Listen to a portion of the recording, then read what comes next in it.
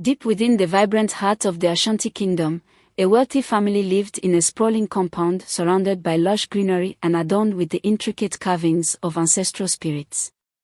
But beneath the beauty of this home lay a secret that would threaten to unravel the family forever. An expansive Ashanti compound at sunset.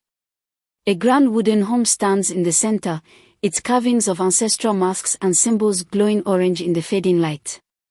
Children play in the background, their laughter echoing, while the family's maid watches from the shadows near a water pot. The maid, Adisa, had been with the family for 2 years. She was quiet, diligent, and respectful. Her beauty was striking, her dark, smooth skin glistened under the setting sun, her almond-shaped eyes hinted at untold stories, and her lips often curled into a polite but reserved smile. Yet, beneath her calm demeanor lurked a secret that would soon threaten the peace of the family she served. Madame Efua, the matron of the family, steps out, holding a colorful Kent cloth in one hand. Her voice is sharp but not unkind. Adisa, have you finished fetching the water? The children need to bathe before supper. Adisa bows slightly, her tone respectful. Yes, madam. I will fetch it now. Madame Efua, a woman in her late 30s, stands on the veranda of the house. She is tall 5 feet 9 inches, with deep brown skin, her hair tied into a neat bun. She wears a vibrant Kent dress, its bright reds and yellows glowing in the fading light. Behind her, the house is lively, the sound of children playing echoes.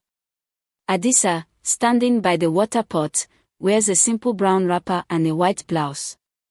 Her braided hair falls over her shoulder as she picks up the water pot and heads towards the well.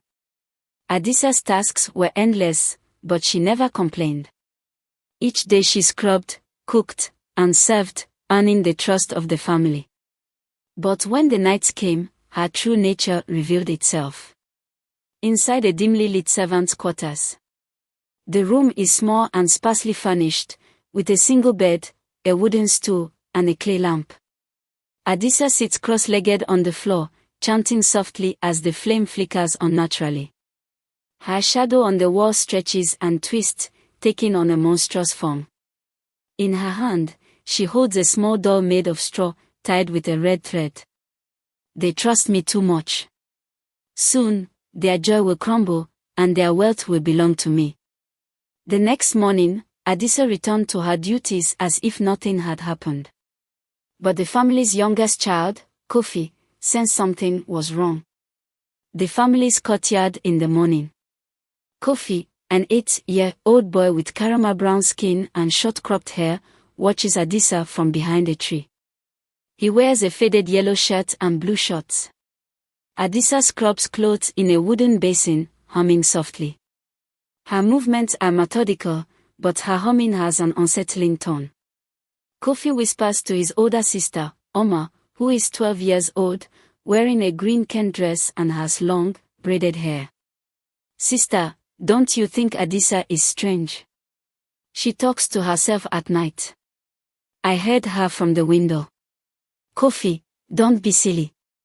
She's just a maid. Stop spying on her and come help me with the cassava.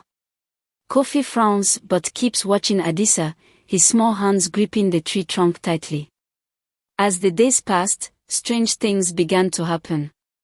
The children fell ill, one after another, and the once lively home grew quiet.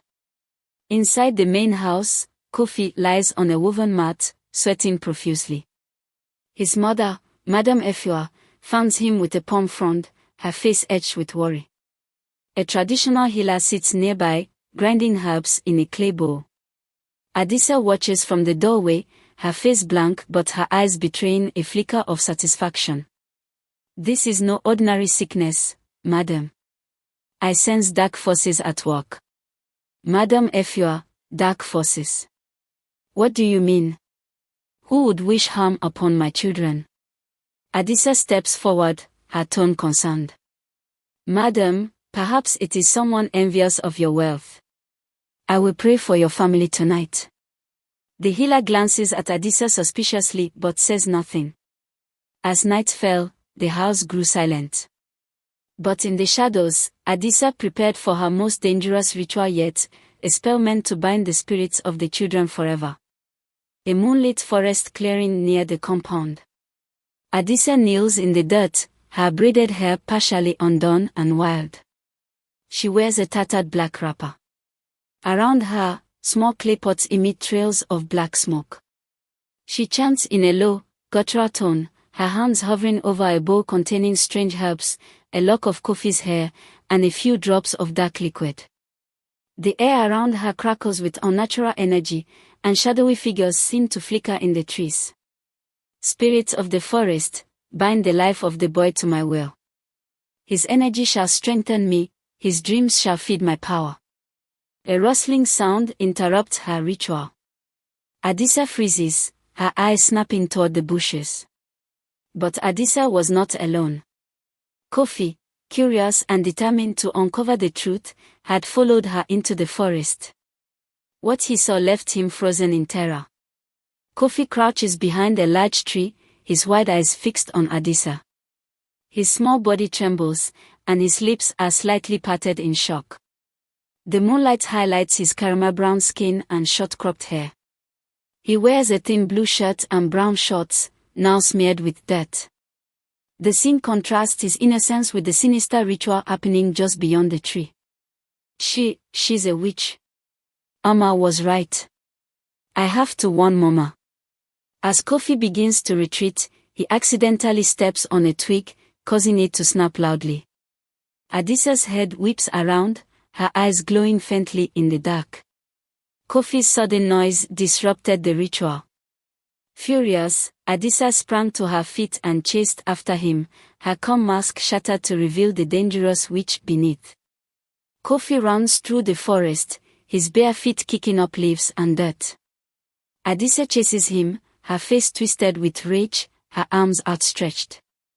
Her previously calm demeanor is gone, replaced by a terrifying snarl. The forest is alive with the sound of their movement, the trees casting long, claw-like shadows in the moonlight. Come back here, you little pest. You ruin everything. Leave me alone. Mama will stop you. Just as Adisa was about to catch Kofi, a powerful voice echoed through the forest, stopping her in her tracks. The village's chief priest, an elderly man with dark, wrinkled skin, a long grey beard, and piercing eyes, steps out from behind the trees. He wears a flowing white robe adorned with cowrie shells, and he carries a carved wooden staff glowing faintly. The air around him feels charged with spiritual energy. Adisa, your wickedness ends here. I have watched you from the shadows, and tonight, justice will be served. You cannot stop me, old man. My power is greater than yours. Adisa raises her hands, summoning a swirling cloud of black energy, but the chief priest slams his staff into the ground, sending a shockwave that extinguishes her magic. The chief priest's power was too great. With one final blow, he banished Adisa's spirit into the forest, leaving her body lifeless on the ground. The family was saved, but their trust had been forever shaken. The clearing is quiet now, bathed in the soft glow of dawn. Adisa lies motionless on the ground, her once menacing face peaceful in death. Kofi and Oma stand beside their mother, who holds them close. The chief priest leans on his staff, his expression weary but resolute. The forest behind them is calm, the spirits appeased. Thank you, priest. We will never forget your bravery. Evil can only thrive when we turn a blind eye. Be vigilant, for there are always those who hide their darkness behind a smile. The sun rose over the Ashanti compound, casting warm golden light across the land. Life slowly returned to normal, but the memory of Adisa's betrayal lingered in the hearts of the family. The chief priest left them with one final warning. In the courtyard of the family's compound, the chief priest addresses the family. He stands tall, his staff planted firmly in the ground. The family, Madame Efua, Kofi, and Oma, stand before him, their faces a mixture of gratitude and solemnity. The compound is lively again, with villagers gathered in the background, murmuring amongst themselves. Adisa was not born wicked, but her greed and jealousy allowed darkness to take root. Remember, wealth and comfort can attract both friends and enemies. Protect your home with prayer and vigilance. We will, priest. Thank you for saving us. May the spirits guide you. Kofi tugs on his mother's wrapper, his voice curious but cautious. Will Adisa come back?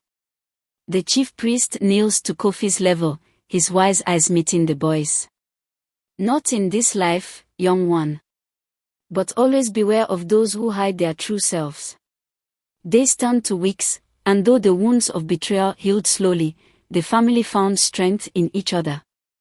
Madame Efua often sat in quiet reflection, her heart heavy with lessons learned. Madame Efua sits on the veranda of her home during the evening, gazing out at the children playing in the courtyard. Her face is thoughtful, her eyes distant as she holds a cup of steaming tea. The sky is painted in hues of orange and purple as the sun sets. Amma and Kofi chase each other, their laughter a soothing reminder of resilience. I gave her trust and shelter, and she gave me treachery. But perhaps the greatest lesson is to never let the actions of one cast doubt on all. There is still good in this world. The story of the maid who was a witch became a cautionary tale in the village, a reminder of the dangers of unchecked greed and deceit. But for the family, it was a testament to the strength of love and faith in overcoming darkness. Villagers move about their daily routines, women carrying baskets on their heads and men preparing for work. The family stands together at the entrance of their home, watching the morning unfold. The atmosphere is peaceful, a new day full of promise. We are stronger now, not because of what we faced, but because of how we chose to heal. The spirits guide us, and as long as we walk in light, no darkness can prevail. And so, the family stood together, stronger than before. The maid who was a witch became a story for the ages, a tale of betrayal, resilience, and the enduring power of family. Until we meet again, dear viewers, stay vigilant and cherish the light within your own lives. Thank you guys for watching. For more stories like this, leave a comment below. Thank you.